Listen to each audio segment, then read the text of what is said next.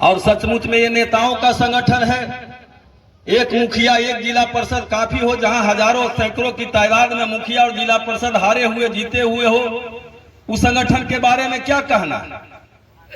लेकिन दुर्भाग्य से जिस समय पार्टी का स्थापना हुआ है राष्ट्रीय जनता दल के, उसी समय से पंचायती राज संगठनों का भी गठन हुआ है।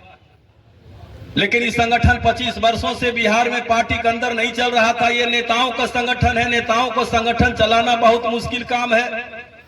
मुखिया जिला परिषद कई घाट के पानी पिए हुए रहते हैं, उन पर नेतागिरी करना बड़ा आसान काम नहीं है, बड़ा मुश्किल काम है।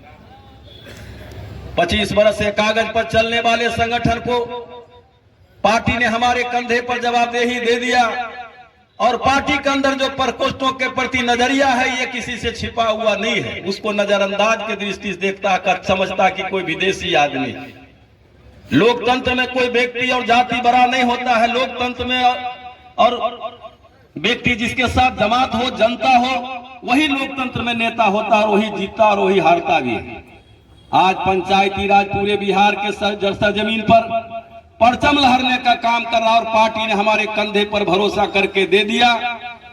और लोगों ने अपमान के दृष्टि से देखता था इस संगठनों को, लगता था कोई विदेशी आदमी है। लेकिन हमने विचलित होने का काम नहीं किया। इस पीड़ा को हमने सहने का काम किया, और सहने के बाद हमने विचलित नहीं हुआ। हमने जननायक कर्पूरी ठाकुर जी के पाठशाला के विद्यार्थी रहे हैं। जननायक कर्पूरी ठाकुर बिहार की राजनीति में जिस समय आए होंगे, जिस जाति के हैं, नाई जाति के गांव में झोपड़ियों में पैदा लेने वाला व्यक्ति बिहार की राजनीति में आए होंगे, तो उनको कितना अपमान सहना पड़ा होगा, ये हम और आप सोच सकते हैं। कर्पूरी ठाकुर जी ने विचलित होने का काम नहीं किया। कर्पूरी ठाकुर ने बिहार में गरीबों के बीच, पिछड़ों के बीच, दलितों के बीच, अल्पसंख्यकों के बीच लगातार संघर्ष करते रहे। लाख अपमान सहने के बाद भी बिहार के लोगों ने उनको बिहार के मुख्यमंत्री बना दिया, और बिहार के लोगों ने उनको नेता माना। दुनिया के इतिहास में कर्पूरी ठाकुर ऐसे दुनिया के इतिहास में कोई ईमानदार व्यक्ति नेता नहीं हो सकता है। लोकतंत्र एमपी हो, एमएलए हो, काली कोठली की बराबर होता है। वहां से बेदाग निकलना कोई व्यक्ति का बहुत मुश्किल काम होता है। कर्पूरी ठाकुर एमएलए एमपी ही नहीं बल्कि बिहार के मुख्यमंत्री हुए, और जब उनका स्वर्गवास हुआ तो जिस गांव के झोपड़ियों से निकल के बिहार के मुख्यमंत्री हुए थे, उसी झोपड़ियों में उनको जाना पड़ा। ये दुनिया में कोई इतिहास नहीं मिलेगा। आजकल एक बार कोई एमपी हो जाए, एमएलए हो जाए, तो कहां से कहां चला जाता है, उस पर कहने की बात नहीं। हम दुश्मनी लेना नहीं चाहते।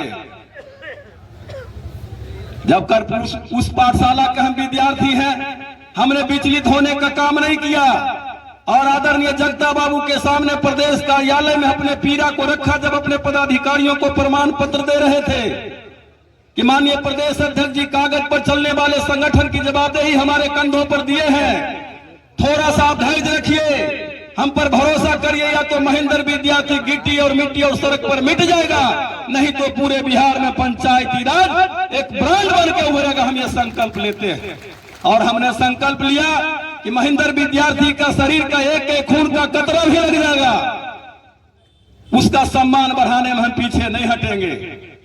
मैं आपको भरोसा दिलाना चाहता हूं कि पूर्व से पश्चिम, दक्षिण से उत्तर, चारों तरफ पूरे बिहार में 25,000 कार्यकर्ता को हमने खड़ा कर दिया है। हर 5 किलोमीटर पर पंचायती राज के कार्यकर्ता मिलेंगे, पदाधिकारी मिलेंगे, इसको कोई नजरअंदाज नहीं कर सकता। आज दिख रहे कई बिहार में जो आधा दर्जन पार्टियां हैं, चाहे चिराग पासवान की पार्टी हो, कांग्रेस की पार्टी हो, जीतन राम पार्टी हो, मुकेश सहनी की पार्टी हो, या पंडित जी का जो पार्टी है जनसुराज पार्टी का, ये आधा दर्जन पार्टियां जो कुकुर मुत्ते की तरह खड़ा हुए हैं, उनसे कहीं ज्यादा पंचायती राज के कार्यकर्ता पूरे बिहार में हमने खड़ा करने का काम किया है। आज हमारे संगठन के लोग एमएलए बनने लायक है, एमपी बनने लायक है, अच्छे अच्छे आदमी को चयन किए हैं। समीम साहब भी चुनाव लड़ना चाहते हैं, हम भी चुनाव लड़ना चाहते हैं, और भी हमारे नेता चुनाव लड़ना चाहते हैं।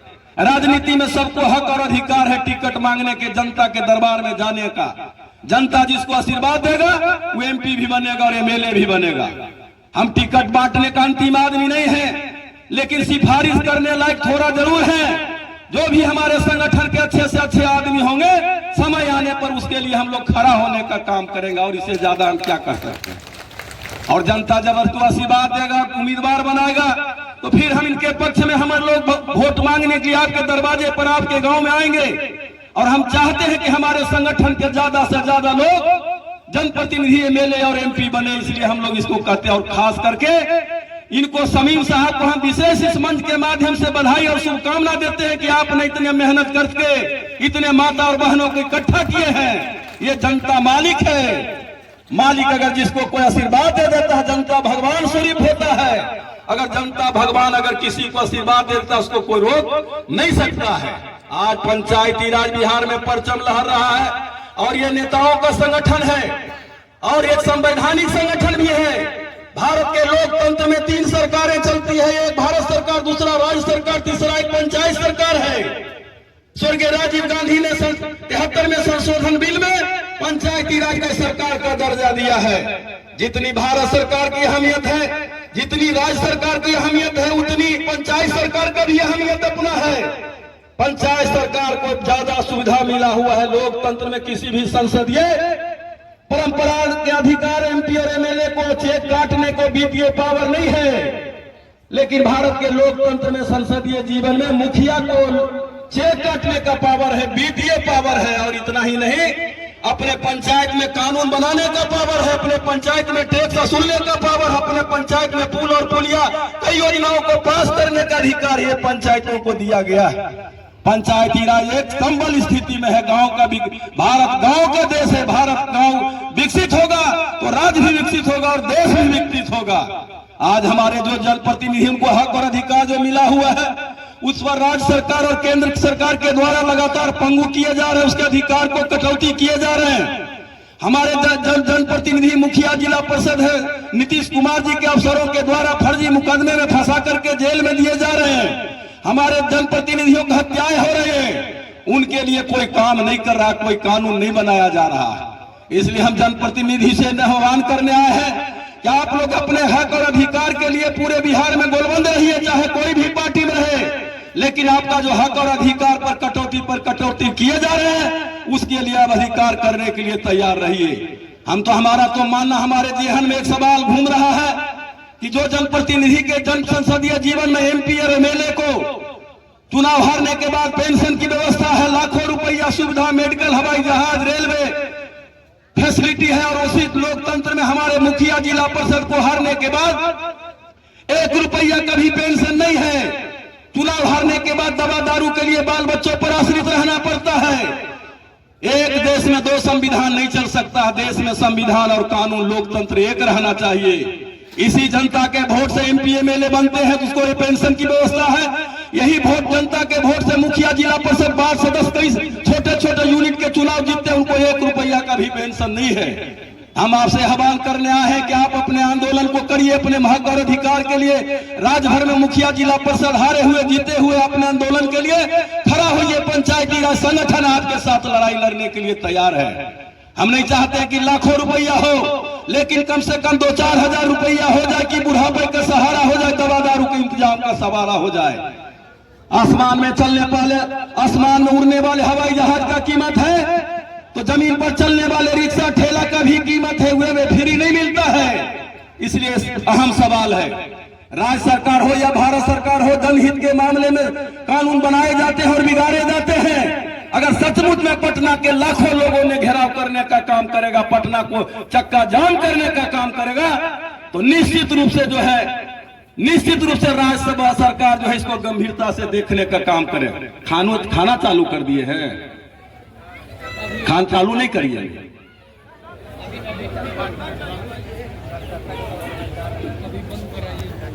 कोई भी आदमी चुनाव लड़ेगा, उसको सहयोग लेना पड़ेगा। हमारे राष्ट्रीय जनता दल के राष्ट्रीय अध्यक्ष लालू प्रसाद यादव जी लोकसभा में जब अटल बिहारी जी की सरकारें चल रही थी, तो कहे थे कि हमको नहीं चाहो तो कोई बात नहीं, गैरों को चाहोगे तो बड़ा मुश्किल होगा। उसी ढंग से पंचायती राज संगठन बिहार में इतना असरदार हो गया, इतना मजबूत हो गया है। कोई भी बाबू साहब एमपी हो, एमएलए हो, एमएलसी हो, चुनाव लड़ेंगे, उनको पंचायती राज पदाधिकारियों को सहयोग लेना पड़ेगा।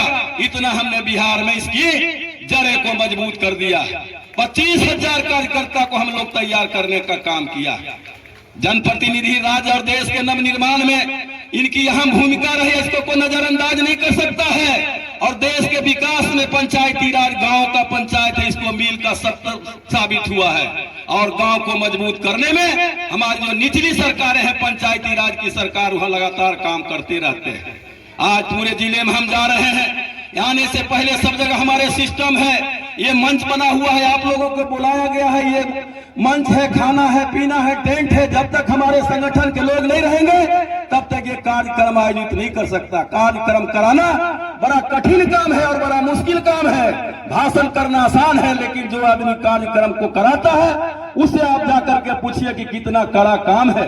इसलिए जो भी हमारे आयोजक हैं, जो भी हमारे पदाधिकारी जो कार्यक्रम को अंजाम दिए हैं, उसको हम दिल से आभार प्रकट करते हैं और सैल्यूट भी करते हैं कि आपने अच्छा कार्यक्रम को किया। आज देश के जो हालात हैं, ये किसी से छिपा हुआ नहीं है। लोकतंत्र और संविधान खतरे में है। और बिहार में जिनकी सरकार है, नीतीश कुमार जी की चल रही है, ये फर्जी सरकार है, बिना जनादेश की सरकार है। बिहार के 3 नंबर की पार्टी, बिहार के जनता ने इनको खारिज कर दिया था। लेकिन आज बिहार में मुख्यमंत्री बने हुए, तानाशाही बने हुए, और देश में अघोषित रूप से, देश और राज्य में अघोषित रूप से इमरजेंसी किए हुए हैं। कोई कार्यकर्ता पदाधिकारी के यहाँ जाकर आवेदन देगा, अपने हक और अधिकार को मांगेगा, तो फर्जी मुकदमे में फंसा कर को जेल देने का काम करेगा। नीतीश कुमार जी, आपको तो खारिज कर दिया। बिहार में 3 नंबर की पार्टी है, समाजवादी नेता की बात करते हैं। आपको यही नीतीश कुमार जी भी, प्रधानमंत्री ने कहा था कि बिहार के नीतीश कुमार जी को डीएनए खराब है। डीएनए खराब के मतलब दोगला है। आपको बड़ा मिर्ची लगा था, तिलमिली हुआ था, अल्लाह का बाल कटवा के दिल्ली भेजने का काम किए थे। और आज आप मजबूरी है कि उसी के गोद में आप खेल रहे हैं। और आपके समर्थन से सरकार चल रही भारत सरकार। कल भागलपुर में प्रधानमंत्री ने नीतीश कुमार के कहा कि बिहार के लाडले मुख्यमंत्री हैं। एक तरफ आप दोगला कहते हैं, दूसरे तरफ जब आपका समर्थन कर रहा है तो कहते हैं कि बिहार के लाडले मुख्यमंत्री हैं। आपको प्रधानमंत्री जी है, दोहरा चरित्र आपको शोभा नहीं देता। नीतीश कुमार जी, आप बिहार के जनता ने तेजस्वी प्रसाद जी को जनादेश दिया था। 12,000 वोटों के मतों से हमारा अंतर है, उनका और हमारा वोट। हमारे वोट को 10-15 सीटों को लूटा गया, रोका गया चुनाव आयोग और प्रशासन के द्वारा, जिसके चलते हमारा नेता ने मुख्यमंत्री नहीं बन सका। हमारे नेता जो बोलते हैं वो करते हैं। हमारे नेता ने कहा था कि हमको मौका दीजिए, 10 लाख युवाओं को रोजगार देंगे। यही नीतीश कुमार जी कहे थे कि इतना रुपया कहां से आएगा। और जब 17 महीना की गठबंधन की सरकार बनी, तेजस्वी जी ने 5 लाख सरकारी नौकरियां दिया, राजकर्मी के कई लाख लोगों को दर्जा दिया, और कई जो है जातीय जनगणना कराया, रिजर्वेशन बढ़ाया, और कई सारी योजनाओं को इन्होंने काम करने का काम किया है। इसलिए हमारे नेता जो बोलते हैं सो करते हैं। नीतीश कुमार जी, आपसे सवाल पूछना चाहते हैं कि आपके नीचे से ऊपर तक पूरा सिस्टम फेल हो चुका है, पूरे अफसरशाही बना हुआ है। आपके जो मंत्रिमंडल का फौज है, राज्य से लेकर के, जिलों से लेकर के प्रखंडों तक खजाना को लूटने में लगा हुआ है। आपके राज्य में भ्रष्टाचार की गंगोत्री बहा हुआ है, चारों तरफ अफसरशाही हावी बना हुआ है। नीतीश कुमार जी, आपके राज्य में कहीं कोई बात होने की बात नहीं है। कोई भी काम बिना पैसे कौड़ी से किसी भी दफ्तर में चले जाइए, एक काम भी नहीं हो सकता बिना के पैसे और कौड़ी को। नीतीश कुमार जी ने कहा था, याद करिए कि हमको मुख्यमंत्री बनाइए, गरीबी बिहार से खत्म हो जाएगा, भ्रष्टाचार खत्म होगा, गांव के झोपड़ियां खत्म हो जाएगा। आज 20 बरस से बिहार में गरीबी और अमीरी की खाई जो है इतनी लंबी हो गई कि आसमान और जमीन से भी कम नहीं है। हजारों वर्षों के बाद, 75 वर्षों से संविधान चलने के बाद भी गरीब लोग गरीब होते जा रहा है, अमीर लोग अमीर होते जा रहा है। बड़े बड़े महल बनाए जा रहे हैं, उसके महलों में पल पल के पर्दे लगाए जा रहे हैं, और गरीब आदमी को रहने के लिए झोपड़ी नहीं है। ये कैसा संविधान है? देश के संविधान में बाबा साहब ने कहा था कि संविधान में न कोई छोटा होगा न कोई बड़ा होगा। लेकिन देश के बेईमानों ने जो संविधान को जिन्होंने चलाने का काम किया है, ये भेदभाव करने का काम किया है।